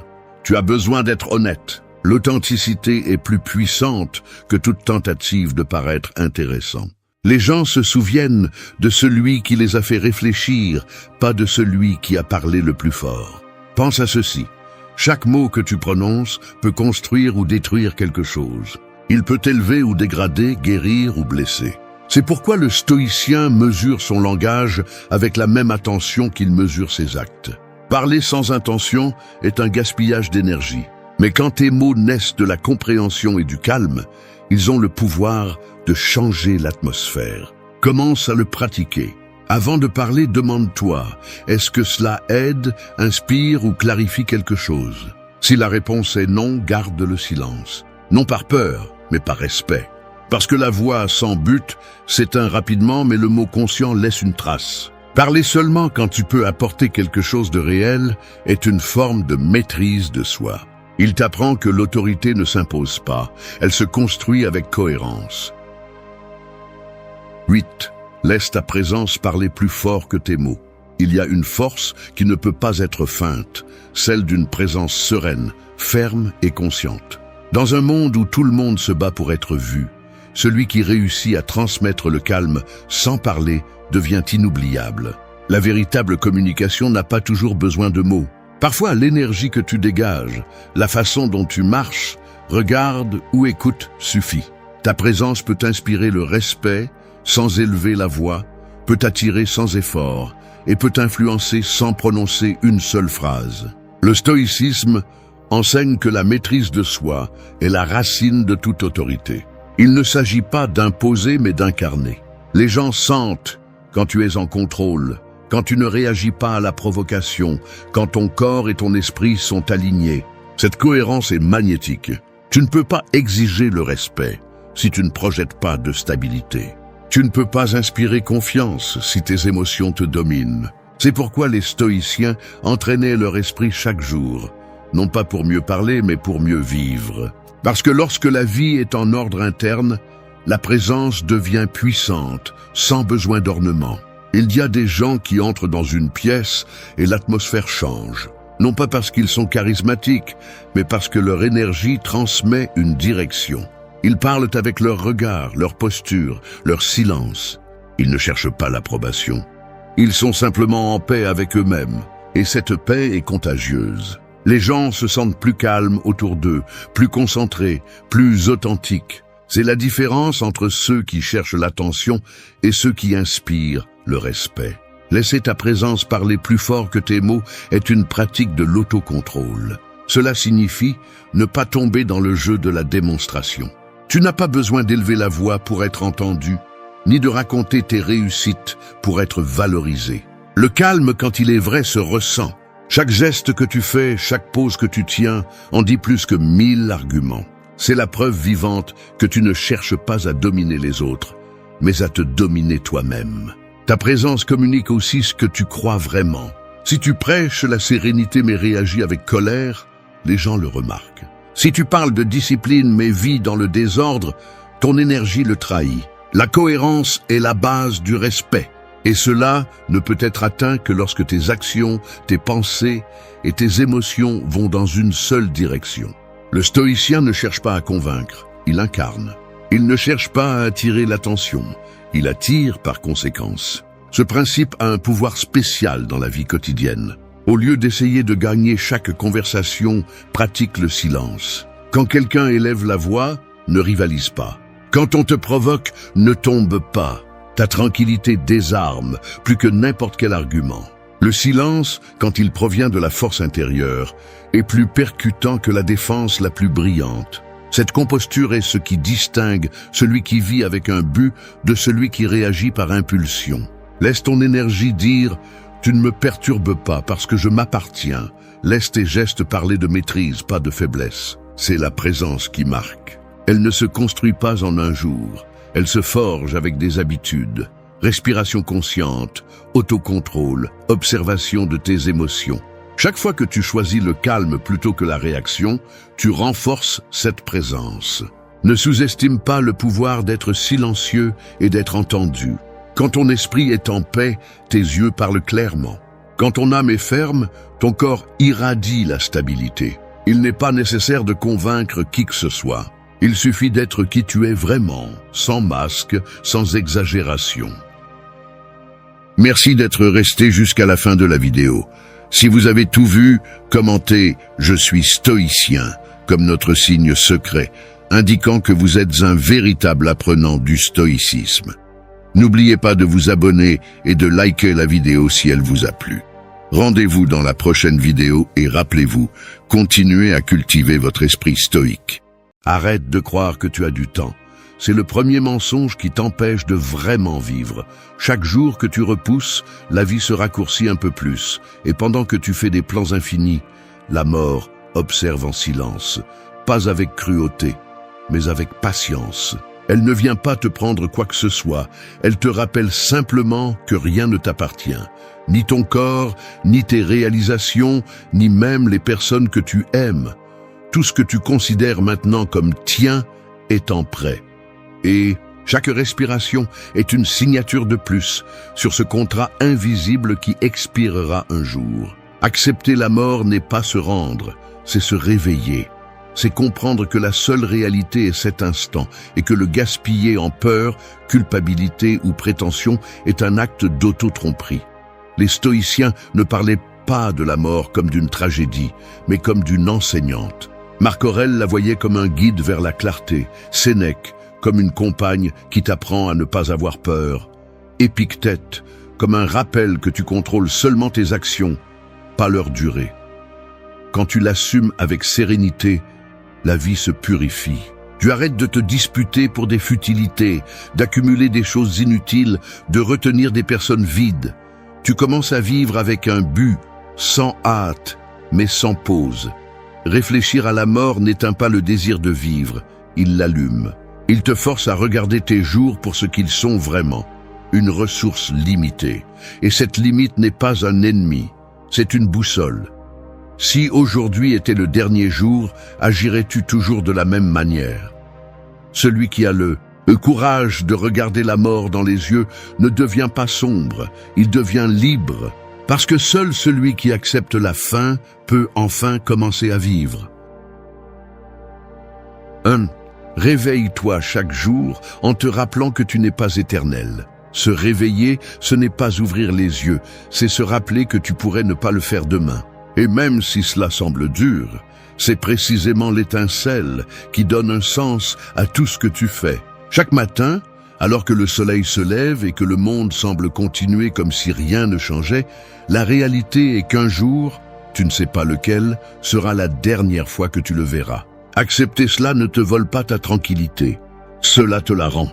Parce que lorsque tu comprends que le temps ne t'appartient pas, tu arrêtes de le gaspiller en choses qui n'en valent pas la peine. Imagine qu'avant de te coucher, on te dise avec une certitude absolue que tu mourras demain. Continuerais-tu à être en colère contre quelqu'un? Continuerais-tu à repousser tes rêves, tes paroles, tes actes d'amour? Probablement pas, tu vivrais différemment, avec urgence, avec vérité. Eh bien, les stoïciens proposaient de vivre ainsi tout le temps, non pas comme un exercice de peur, mais comme une pratique de lucidité. Marc Aurèle écrivait « Vis chaque jour comme si c'était le dernier, sans agitation, sans indifférence et sans hypocrisie. » Ce n'est pas une phrase poétique, c'est un ordre. Parce que celui qui se souvient de sa mortalité devient quelqu'un d'impossible à manipuler, à distraire ou à tromper avec le superficiel. Penser à la mort chaque matin n'est pas morbide, c'est discipliné. C'est un entraînement de l'esprit pour concentrer son énergie là où elle compte vraiment. Si tu mourais aujourd'hui, aurais-tu été fidèle à toi-même? Ou aurais-tu passé la journée à essayer d'impressionner quelqu'un qui peut-être ne pense même pas à toi? La finitude nettoie le regard, coupe le brouillard mental. Elle te fait prendre conscience que tu ne peux pas te permettre de gaspiller ton existence en choses qui ne construisent rien. Il n'y a pas de temps pour la médiocrité, ni pour vivre à moitié. La peur de la mort naît de l'oubli. Nous oublions que chaque jour qui passe est déjà une petite mort. Chaque aube, le hier cesse d'exister et quelque chose en toi disparaît aussi. Mais là est la beauté. Tu peux renaître avec chaque nouveau jour. Tu n'as pas besoin de grands gestes, juste de présence. En te levant, ne dis pas « je dois aller travailler ». Dis « j'ai une chance de plus de faire quelque chose de significatif avant de partir ». Ne dis pas « un autre jour pareil ». Dis « un jour de moins ». Cette conscience ne te déprime pas, elle te concentre. La mort n'attend pas, mais elle ne presse pas non plus. Elle observe seulement ce que tu fais de ce qui te reste. Et la plupart des gens vivent comme si l'horloge n'existait pas, comme si l'éternité était garantie. C'est pourquoi ils repoussent les conversations, les pardons, les décisions, les changements, jusqu'à ce que la vie les secoue et qu'ils comprennent, trop tard, que ce qu'ils ont ignoré était la seule chose qui comptait vraiment. Ne laisse pas cela t'arriver. Réveille-toi chaque matin avec l'esprit clair et le cœur conscient de sa fragilité. Souviens-toi, tu n'es pas éternel et c'est là ta force. Parce que quand tu comprends que le temps est limité, tu commences à l'utiliser comme un guerrier qui connaît la valeur de son épée. Il ne s'agit pas de vivre avec la peur de mourir, mais de vivre de telle manière que la mort te trouve plein, sans rien en suspens, sans regret. La mort t'apprend à regarder l'horloge sans anxiété, à respirer sans culpabilité, à apprécier sans posséder. Ainsi, chaque aube cesse d'être une routine et devient un privilège. Vis avec urgence mais sans précipitation. Fais de chaque jour une œuvre qui, si c'était la dernière, te représenterait avec fierté. 2. Renonce à contrôler l'incontrôlable. La plupart des gens vivent comme si l'univers leur devait des explications, comme si tout devait s'adapter à leur plan, à leur temps, à leurs désirs. Mais la vérité est plus froide et plus libératrice que cela. Tu ne contrôles rien, sauf ce que tu fais avec ce qui se passe. Ni le climat, ni l'opinion des autres, ni les pertes, ni les fins. Tout le reste est hors de tes mains. Et quand tu comprends cela, quand tu arrêtes de lutter contre l'inévitable, quelque chose change en toi. Tu arrêtes de t'épuiser et tu commences à vivre avec une sérénité que rien ne peut acheter.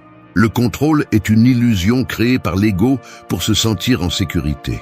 Nous croyons que si nous planifions assez, si nous prévoyons chaque scénario, nous pourrons éviter la douleur, le rejet, la perte. Mais non, la vie ne négocie pas avec tes plans. Ce que tu résistes s'étend, ce que tu acceptes se dissout. Les stoïciens le savaient bien. Épictète disait « Ce n'est pas ce qui t'arrive qui te perturbe, mais comment tu l'interprètes. » Et là est la clé. Tu peux tout perdre et rester libre si tu gardes le contrôle de ton esprit. Mais tu peux tout avoir et vivre enchaîné si tu insistes pour que le monde t'obéisse. Renoncer au contrôle ne signifie pas se rendre, cela signifie se libérer du fantasme. C'est comprendre que tu peux diriger ton attitude, tes mots, ta façon de répondre, mais jamais la direction du vent. Un marin ne maudit pas la tempête, il ajuste les voiles.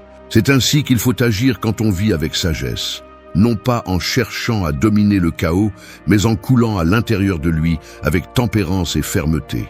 Quand tu essaies de contrôler l'incontrôlable, tu t'épuises. Quand tu acceptes que tu ne peux pas, tu te renforces. C'est le paradoxe que l'ego ne supporte pas, que le véritable pouvoir naît du détachement. Pense aux fois où tu as souffert pour quelque chose qui ne dépendait pas de toi. Une personne qui a changé, une opportunité perdue, une trahison, une erreur d'autrui. Toute cette souffrance a été une facture émotionnelle pour essayer de gouverner ce qui ne t'a jamais appartenu. Mais quand tu comprends que l'univers ne tourne pas selon ta volonté, la vie se simplifie. Tu commences à choisir tes batailles, à économiser de l'énergie pour ce que tu peux transformer. Ton caractère, ta discipline, ta perspective. Renoncer au contrôle est un acte de confiance, non pas en la chance, mais en ta capacité à rester ferme, même lorsque le monde tremble. Les stoïciens ne prêchaient pas la passivité, mais l'autocontrôle. Ils savaient que celui qui se maîtrise a déjà conquis tout ce qui importe. La sérénité n'est pas obtenue en manipulant l'environnement, mais en acceptant sa nature changeante. Tu arrêtes d'essayer de forcer la rivière et tu deviens quelqu'un qui sait la naviguer.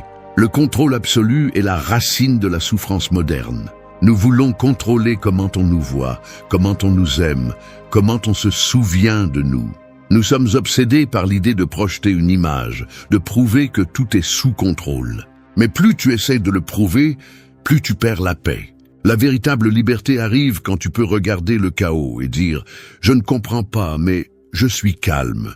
Parce que cette tranquillité ne dépend pas du résultat, elle dépend de ton esprit.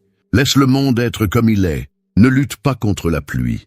Apprends à te mouiller sans te plaindre. Ne maudis pas l'hiver, renforce-toi en lui. N'essaie pas de contrôler les gens, contrôle tes réactions envers eux. C'est ainsi qu'on vit en paix, en acceptant l'ordre naturel des choses. Tu n'as pas besoin que tout se passe bien pour te sentir bien. Tu as juste besoin de te rappeler que ton pouvoir est dans ta réponse, pas dans le destin. Et quand tu le fais, quand tu lâches ce qui n'a jamais été à toi, tu découvres une liberté qu'aucun pouvoir externe ne peut te donner. Parce qu'au final, celui qui renonce au contrôle domine la vie. 3. Fais aujourd'hui ce qui pourrait être trop tard demain. Le temps ne prévient pas. Il n'envoie ni message, ni avertissement. Il passe simplement, silencieux, implacable, arrachant des secondes qui ne reviendront jamais. La plupart des gens vivent en croyant qu'il y aura toujours un demain, que plus tard sera le moment parfait, qu'après on essaiera, on aimera, on demandera pardon. Mais ce après est le déguisement élégant de la procrastination émotionnelle. Les stoïciens le savaient, repousser la vie est la façon la plus lente de mourir. Sénèque l'a écrit durement. Pendant que nous remettons les choses à plus tard, la vie passe. Et c'est ce que tu fais chaque fois que tu dis plus tard. Chaque jour que tu vis avec la fausse sensation d'avoir un temps infini, tu perds une opportunité de construire quelque chose de réel. Il n'y a pas d'excuse qui résiste au passage des années. Il n'y aura pas un moment plus facile, ni un contexte plus propice, ni un signe divin qui te dira maintenant oui. Le moment idéal n'existe pas. Il y a ta décision. Et plus tu attends, plus tu te complais dans l'inertie. Le confort est le piège le plus élégant que la peur ait inventé. Il te fait croire que tu es en sécurité, alors qu'en réalité tu es stagné. Fais aujourd'hui ce qui pourrait être trop tard demain, car un jour tu te réveilleras et tu n'auras plus l'énergie, ni l'envie, ni les mêmes personnes autour de toi. Tout change. L'opportunité de parler, d'étreindre, de commencer s'évapore. Il n'y a rien de plus douloureux que de regarder en arrière et de réaliser que ce n'était pas le destin qui t'a arrêté, mais ton indécision. N'attends pas d'avoir du courage pour agir. Agis et le courage apparaîtra. C'est ainsi que se forge le caractère, en affrontant la peur, pas en négociant avec elle. Chaque fois que tu retardes quelque chose d'important, tu joues avec l'illusion que tu contrôles le temps. Mais l'horloge n'attend pas ta préparation. Le monde continue, les jours passent et la vie se consume. Et ce qui fait le plus mal n'est pas la perte de temps, mais de réaliser que tu l'as gaspillé en choses sans âme. Répéter ce qui est confortable, ce qui est connu, ce qui ne fait pas mal, est la façon la plus subtile de se rendre. Fais-le maintenant, non pas parce que demain n'existe pas, mais parce que aujourd'hui est la seule chose que tu peux toucher. La pensée stoïcienne ne te demande pas d'impulsivité, elle te demande de la présence. Il ne s'agit pas de courir, mais d'agir avec intention. Fais aujourd'hui ce que tu sais que tu devrais faire, même si tu n'en as pas envie. Appelle qui tu dois appeler, commence ce projet que tu continues à repousser, écris ce que tu gardes depuis des années. N'attends pas d'être prêt. Personne ne l'est. La perfection est le déguisement des lâches. L'action imparfaite déplace des montagnes. L'indécision les observe de loin. Souviens-toi de ceci. Ne rien faire est aussi un choix, et le prix est la vie elle-même. Chaque fois que tu retardes un pas, le temps te fait payer avec des regrets. Et quand la fin arrive, car elle arrive toujours, il n'y aura plus de place pour les excuses, seulement pour le silence. Les stoïciens ne craignaient pas la mort, parce qu'ils vivaient de telle manière que si elle les surprenait, ils ne laissaient pas d'affaires en suspens. C'est la véritable liberté, regarder la journée qui se termine et savoir que tu as donné le meilleur de toi-même. Si tu mourais demain, qu'aurais-tu voulu faire aujourd'hui? Cette question devrait être ta boussole chaque matin. La mort ne te menace pas, elle te pousse. Elle n'est pas une ennemie, elle est un rappel. Alors arrête de planifier la vie parfaite et commence à vivre la vie présente. N'attends pas le moment approprié pour changer, car peut-être que le moment approprié était celui-ci. Fais-le maintenant, car demain pourrait être trop tard, et la seule chose que tu perdrais vraiment n'est pas le temps, mais l'opportunité d'être qui tu aurais dû être. 4. Lâche ce que tu ne peux pas garder. Tout ce que tu as, même ce que tu aimes le plus, est destiné à partir un jour. Peu importe combien tu en prends soin, combien tu le serres fort ou combien tu as peur de le perdre, tout ce qui vit est fait pour se transformer, et toi aussi. Pourtant, nous passons notre vie à essayer d'arrêter l'inévitable, nous accrochant à des personnes, des moments, des routines ou des idéaux qui ont déjà accompli leur cycle. Le résultat est la souffrance. Parce que lorsque tu essaies de retenir ce que le temps veut t'emporter, tu ne perds pas seulement cela, tu te perds toi-même dans la tentative. Le stoïcisme enseigne quelque chose de brutalement simple. La possession est une illusion. Rien ne t'appartient vraiment, ni ton corps, ni ton argent, ni ta réputation, ni même les personnes que tu appelles miennes. Tout est transitoire. Épictète le disait clairement. Ne dis jamais que tu as perdu quelque chose, dis que cela t'a été rendu. Cette phrase, bien que courte, renferme la plus grande liberté qu'un être humain puisse atteindre. Lorsque tu comprends que rien n'est à toi, tu cesses de craindre la perte. Et celui qui ne craint pas de perdre vit légèrement, sans chaînes émotionnelles, sans anxiété pour ce qui pourrait disparaître. Lâche ce que tu ne peux pas garder, car plus tu le retiens, plus cela te fait mal. Les gens changent, les étapes se terminent, les liens se transforment. Mais la peur de lâcher prise est la peur d'accepter que le temps avance sans ta permission. Beaucoup continuent de porter des relations vides, des souvenirs qui sont déjà des ruines, ou des culpabilités qui n'existent que dans leur esprit. S'accrocher, c'est essayer de retenir la rivière avec ses mains. Plus tu serres fort, plus elle s'échappe. Lâcher prise n'est pas oublier.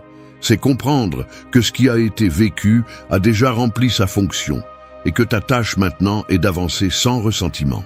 L'attachement est le déguisement de la peur. Peur d'être seul, peur de recommencer, peur d'accepter que tout ne se termine pas comme tu l'imaginais. Mais la vie ne te doit pas de cohérence, elle te doit de l'évolution. Ce qui s'en va t'enseigne. Ce qui reste t'accompagne. Ce qui arrive te transforme. Tout a un sens, même si tu ne le comprends pas sur le moment. Le problème est que nous confondons amour avec possession, stabilité avec répétition, sécurité avec contrôle. Et ainsi, sans nous en rendre compte, nous devenons des prisonniers de ce que nous connaissons. Lâcher prise n'est pas un acte de faiblesse, c'est un acte de pouvoir. Il faut plus de force pour accepter le changement que pour y résister. Lorsque tu laisses partir ce que tu ne peux plus garder, ton âme s'allège, et ce qui faisait mal auparavant devient une leçon. Les stoïciens pratiquaient cet exercice chaque jour. Marc Aurèle écrivait dans ses méditations « Bientôt tu oublieras tout, et bientôt tout le monde t'oubliera ». Il ne le disait pas avec tristesse, mais avec sagesse. L'insignifiance de l'extérieur libère le poids de l'intérieur. Lorsque tu acceptes que l'oubli fait partie du cycle, tu apprends à vivre sans craindre la fin. Rien ne dure éternellement, et c'est précisément ce qui en fait la valeur. L'éphémère est ce qui donne de la valeur à ce qui a été vécu. Un coucher de soleil, une étreinte, une conversation, un regard, tous sont des moments empruntés mais éternels dans leur intensité. Lorsque tu apprends à aimer sans posséder, à remercier sans exiger, à te souvenir sans dépendre, tu deviens invincible. La perte cesse d'être une tragédie et devient une transformation. Alors lâche prise. Lâche ce qui ne vibre plus avec toi, ce qui te pèse, ce qui n'existe que dans la nostalgie. Laisse la vie suivre son cours. Tu n'es pas ici pour retenir, tu es ici pour couler. Et quand tu le fais, quand tu comprends que la véritable force n'est pas dans la résistance, mais dans l'acceptation, la mort elle-même cesse d'être une menace. Parce que celui qui a appris à lâcher prise dans la vie n'a plus peur de perdre quoi que ce soit. 5. Parle, agis et aime avec authenticité. Tu ne sais pas combien de fois tu pourras encore dire ce que tu ressens, faire ce que tu désires ou embrasser celui que tu aimes. C'est la vérité que nous évitons de regarder. Nous vivons comme si les opportunités étaient infinies, comme si les mots pouvaient attendre, comme si l'affection pouvait être gardée pour plus tard. Mais le plus tard n'existe pas. La vie ne se mesure pas en années, mais en moments authentiques. Et l'authenticité est ce qui les rend éternels. Parler, agir et aimer avec authenticité est la forme la plus pure de défier la mort. Car ce qui naît de la vérité ne se flétrit pas avec le temps. La plupart des gens ont peur d'être réels. Ils craignent de se montrer vulnérables, de dire ce qu'ils pensent, d'aimer sans garantie. Ils préfèrent s'adapter, feindre, contrôler la perception des autres. Mais le prix de cette fausseté est la déconnexion. Tu t'éloignes de toi-même, tu te fragmentes en essayant de plaire, tu deviens une version diluée qui survit mais ne vit pas. Les stoïciens méprisaient cette vie superficielle. Pour eux, vivre avec vertu était d'être cohérent entre pensée, parole et action. Marc Aurèle disait « Fais ce qui est juste ». Le reste n'a pas d'importance.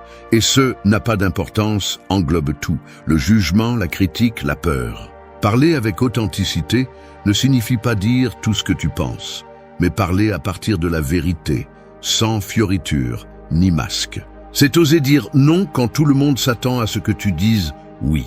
C'est défendre tes limites, même si cela dérange. C'est exprimer ce que tu aimes sans craindre de paraître faible. Dans un monde plein de bruit et d'apparence, l'honnêteté est devenue un acte révolutionnaire. Tout le monde ne te comprendra pas, mais tu vivras en paix car il n'y a pas de fardeau plus lourd que de feindre. Agir avec authenticité signifie arrêter de chercher l'approbation. Chaque décision que tu prends par peur de décevoir les autres est une trahison silencieuse à ton âme. La vie ne consiste pas à s'intégrer, mais à t'exprimer. Quand tu fais ce qui est juste simplement parce que tu dois, tu vis en automatique. Quand tu agis à partir de tes principes, même si personne ne t'applaudit, tu vis avec un but. Les stoïciens ne cherchaient pas l'admiration, ils cherchaient la cohérence. Et cette cohérence est ce qui donne de la force même face à la mort, car tu sais que tu as vécu sans masque, sans feindre, sans te mentir. Aimer avec authenticité est le plus grand défi de tous. Il ne s'agit pas de promesses éternelles, ni de romantisme vide. Il s'agit de présence, de regarder l'autre et de dire « Je t'aime aujourd'hui, sans exigence, sans vouloir te posséder ». La mort nous enseigne que chaque amour est temporaire et cela le rend plus précieux. Accepter qu'il peut se terminer te force à le vivre avec intensité et gratitude. Ne pas aimer par peur de perdre, c'est ne pas aimer du tout. L'amour authentique ne cherche pas l'éternité, il cherche la vérité. L'authenticité n'est pas de la rébellion, c'est de la liberté. C'est marcher la tête haute en sachant que tu n'as pas prétendu être quelqu'un d'autre pour t'intégrer dans le moule de quelqu'un d'autre. C'est regarder en arrière et ne pas avoir honte de tes silences, de tes mots, de tes gestes. La mort ne fait pas peur à celui qui a vécu en étant fidèle à lui-même. Car celui qui a été authentique a déjà vaincu l'oubli. Alors arrête de te taire quand tu souffres. Arrête de cacher ce que tu aimes. Arrête d'agir comme si ta vie était une répétition. Parle avec vérité, agis avec courage et aime sans peur. Tu ne peux pas contrôler combien de temps durera ton existence, mais tu peux décider que chaque mot, chaque action et chaque amour porte ta marque réelle. Parce que quand tu le fais, même si tu meurs demain, tu auras vraiment vécu. 6. Donne plus de valeur au silence qu'à la hâte. Le monde court comme s'il fuyait quelque chose, mais en réalité, il fuit lui-même. Tout le monde bouge, tout le monde cherche, tout le monde se remplit de bruit pour ne pas entendre l'écho qui résonne en eux. La hâte est la distraction la plus acceptée du siècle, une manière élégante d'éviter l'inconfort de la pensée. On nous a appris que s'arrêter c'est perdre, que le repos est de la paresse, que le silence est vide. Mais les stoïciens connaissaient la vérité. Seul celui qui s'arrête pour écouter peut se connaître, et seul celui qui se connaît peut vivre avec sagesse. Chaque fois que tu choisis le silence plutôt que la hâte, tu choisis la profondeur plutôt que la superficialité. Alors que les autres courent pour essayer d'atteindre quelque chose qu'ils ne comprennent même pas, tu choisis d'observer, de réfléchir et d'agir avec un but. La vie ne se mesure pas par la vitesse, mais par la conscience avec laquelle tu traverses chaque moment. Marc Aurèle l'a écrit clairement « Arrête-toi, observe et comprends. Le silence te connecte à ce qui compte vraiment. La hâte t'éloigne de tout, même de toi. Il y a des gens qui ont besoin d'être occupés tout le temps pour ne pas penser. Ils remplissent leur agenda, saturent leur sens, parlent sans arrêt, travaillent sans but. Mais derrière ce mouvement constant, il y a de la peur. Peur de faire face au vide, peur d'admettre qu'ils ne savent pas qui ils sont. Le silence n'est pas absence, c'est présence totale. C'est la pause où l'esprit s'éclaircit et l'âme respire. La hâte, en revanche, est une fuite déguisée en productivité. Tu cours tellement que tu finis par n'arriver nulle part, épuisé, sans sens, sans connexion avec quoi que ce soit. Valoriser le silence ne signifie pas abandonner tes objectifs. Cela signifie avancer avec calme, avec direction. Le sage ne court pas, il avance. Il sait que l'important n'est pas d'arriver en premier, mais d'arriver conscient. Quand la vie se remplit de bruit, tu perds la capacité de discerner ce qui vaut ton énergie et ce qui ne le vaut pas. Le silence agit comme un filtre. Il nettoie l'inutile, il révèle l'essentiel. En lui, tu comprends que tu n'as pas besoin de répondre à tout, ni de discuter de tout, ni d'être présent à chaque bataille. Ne pas tout faire est aussi une décision, et souvent la plus sage. Les stoïciens pratiquaient le calme mental comme une forme de force. Non pas par faiblesse, mais par maîtrise. Sénèque disait que rien ne démontre plus de pouvoir qu'un esprit qui ne réagit pas au chaos. Le silence n'est pas passivité, c'est stratégie. C'est observer avant d'agir, analyser avant de répondre, conserver de l'énergie avant de la dépenser inutilement. Alors que les impulsifs se fatiguent en paroles vides, celui qui se tait et pense devient invincible. Donne plus de valeur au silence qu'à la hâte, parce que le bruit te promet des résultats, mais le silence te donne de la clarté. Tu n'as pas besoin de crier pour être entendu, ni de courir pour avancer. Tu as besoin de direction, de présence et d'équilibre. Dans le silence, tu apprends à écouter ce que la hâte ne te laisse pas entendre. Tes vraies pensées, tes émotions refoulées, tes désirs réels. C'est dans cet espace que se forge le caractère, que naît le calme, qui ne se brise pas face au bruit du monde. La société te dira que la lenteur est une faiblesse, mais le stoïcien sait que la sérénité est une force. N'aie pas peur d'aller lentement. Crains de vivre endormi. N'aie pas peur du silence. Crains de dépendre du bruit pour te sentir vivant. Apprends à rester immobile, sans te sentir coupable. À penser avant de parler, à respirer avant de réagir. C'est le pouvoir du silence. Il transforme le chaos en sagesse et la hâte en but. Parce que lorsque tu maîtrises l'art de t'arrêter, tu cesses d'être emporté par le temps et tu commences à maîtriser ta vie. 7. Fais de la mort ton miroir quotidien. Regarder la mort n'est pas un exercice de désespoir, mais de clarté. Elle n'est ni ennemi ni punition, elle est un rappel. Le reflet le plus sincère de ce que tu es vraiment et de ce que tu fais de ton temps. Chaque jour qui passe te rapproche un peu plus de la fin, et il n'y a aucun moyen de l'éviter. Mais au lieu de craindre ce destin, tu peux l'utiliser comme une boussole. La mort ne te demande pas d'avoir peur, elle te demande d'être conscient. Lorsque tu en fais ton miroir, tu arrêtes de regarder à l'extérieur en quête de sens, et tu commences à regarder à l'intérieur en quête de vérité. Les stoïciens pratiquaient cette habitude avec discipline. Non pas parce qu'ils étaient insensibles, mais parce qu'ils savaient que ce souvenir de la mort purifie l'esprit. Marc Aurèle écrivait « Vis chaque jour comme si la vie avait commencé et fini avec toi aujourd'hui ». Dans cette phrase, il n'y a pas de tragédie, il y a de la liberté. Si tu acceptes que tout peut finir à tout moment, tes priorités changent. Tu arrêtes de remettre à plus tard les conversations, de feindre les émotions, de vivre pour plaire. Tu commences à agir avec précision, à aimer avec vérité, à dire ce qui est nécessaire sans craindre d'être mal interprété. La mort comme miroir ne t'affaiblit pas, elle te rend authentique. Imagine que chaque matin en te réveillant, tu te regardes dans le miroir et au lieu de simplement voir ton reflet, tu vois le rappel de ta finitude. Continuerais-tu à gaspiller ta journée en plainte, en comparaison, en futilité? Continuerais-tu à taire ce que tu portes en toi ou à remettre à plus tard ce qui te rendrait libre? Savoir que tu vas mourir ne devrait pas te rendre triste. Cela devrait éveiller en toi un feu plus intense pour vivre avec signification. La mort t'enlève le superflu et te laisse seulement l'essentiel, le caractère, le but et la vérité. Faire de la mort ton miroir est une pratique d'honnêteté brutale. Elle te force à regarder les masques que tu portes et à te demander pourquoi tu les utilises. Elle te montre les heures vides, les excuses, les peurs, les fois où tu as choisi le confort plutôt que la croissance. Mais elle te montre aussi que tu es toujours là, respirant, avec l'opportunité de corriger le cap. Chaque jour que tu vis en sachant qu'il pourrait être le dernier devient un jour gagné, pas un jour perdu.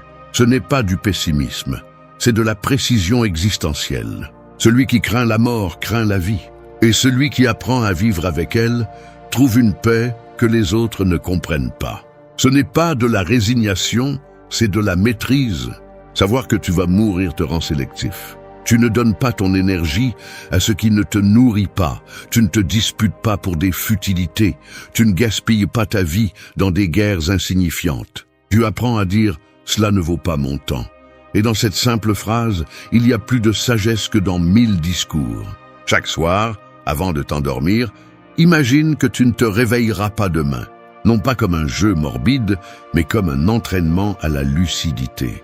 Demande-toi, ai-je vécu aujourd'hui comme si c'était le dernier? Ai-je aimé avec vérité? Ai-je été courageux? Si la réponse est oui, tu peux dormir en paix. Si c'est non, remercie le privilège d'un nouveau lever de soleil pour le corriger. La mort, quand elle est acceptée, cesse d'être une ombre et devient une maîtresse. Il n'y a pas de miroir plus clair que la certitude de la fin. Quand la vie est vue de cette perspective, chaque minute devient sacrée. Ne perds plus de temps à fuir cette vérité. Laisse la mort te regarder en face chaque matin et regarde-la toi aussi. Si tu arrives à soutenir ce regard sans peur, tu auras compris le secret que peu de gens découvrent. Vivre n'est pas résister à la mort, c'est se réconcilier avec elle.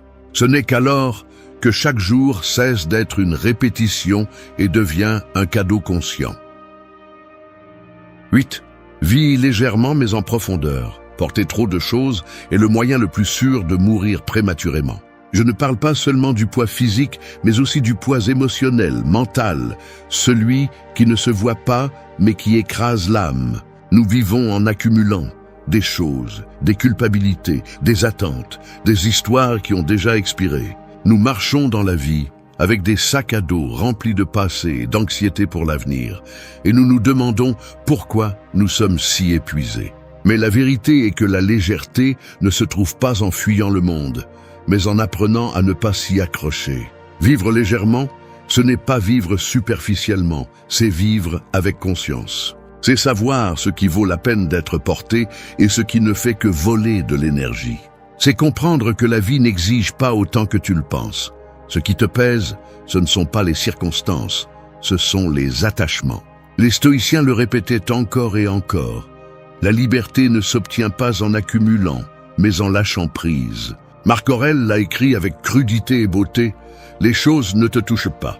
Ton opinion sur elles est ce qui te fait mal. C'est ton esprit qui décide si quelque chose te tire vers le bas ou te pousse vers le haut, si ce que tu portes est un bouclier ou une chaîne. Vivre légèrement, c'est aussi arrêter de dramatiser l'existence. Tout ne mérite pas une bataille. Tout ne mérite pas une explication. Il y a des silences qui valent plus que 1000 justifications, et des adieux qui sont en réalité des libérations. Celui qui vit en profondeur ne s'accroche pas, il observe. Il apprend, accepte et continue. Celui qui a peur de perdre finit par perdre plus. Parce que pendant que tu essaies de retenir ce que le temps veut emporter, tu laisses passer ce que le présent t'offre. La profondeur n'est pas dans le fait de trop penser, mais de vraiment ressentir. Savourer un café sans regarder son téléphone. Regarder un lever de soleil sans avoir besoin de prendre une photo. Écouter quelqu'un sans penser à ce que tu répondras ensuite. C'est ça, la vraie profondeur. Être complètement dans ce que tu fais, sans dispersion, sans prétention. La légèreté sans profondeur est vide. La profondeur sans légèreté est lourde. Mais quand les deux sont équilibrés, la paix intérieure naît. Les stoïciens ne cherchaient pas une vie de luxe ou d'excès, ils cherchaient un esprit pur. Un esprit qui ne s'accroche pas à l'éloge et ne s'effondre pas face à la critique.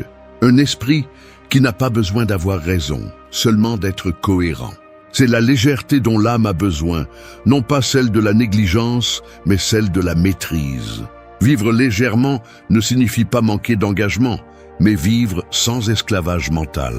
Cela signifie arrêter de porter les attentes des autres, la culpabilité inutile, l'idée absurde que tu dois tout faire. Demande-toi, combien de choses qui te pèsent pourrais-tu lâcher aujourd'hui et continuer à être toi? Combien de charges mentales as-tu confondues avec des responsabilités? Être profond, ce n'est pas tout analyser jusqu'à l'épuisement. C'est voir clairement ce qui mérite ton énergie et ce qui ne le mérite pas. C'est marcher d'un pas ferme, mais sans pierres inutiles dans les poches. La mort enseigne cela mieux que quiconque. Quand tu comprends que tout ce que tu accumules, argent, fierté, ressentiment, ne passera pas avec toi de l'autre côté, tu commences à voyager plus léger. Et alors la vie devient plus claire, plus simple, plus à toi. Tu n'as pas besoin de prouver quoi que ce soit. Tu n'as pas besoin de porter autant. Tu n'as pas besoin de courir pour te sentir vivant. Tu as juste besoin d'être conscient, libre de poids, plein de présence. Merci d'être resté jusqu'à la fin de la vidéo. Si vous avez tout vu, commentez « Je suis stoïcien » comme notre signe secret, indiquant que vous êtes un véritable apprenant du stoïcisme. N'oubliez pas de vous abonner et de liker la vidéo si elle vous a plu. Rendez-vous dans la prochaine vidéo et rappelez-vous, continuez à cultiver votre esprit stoïque.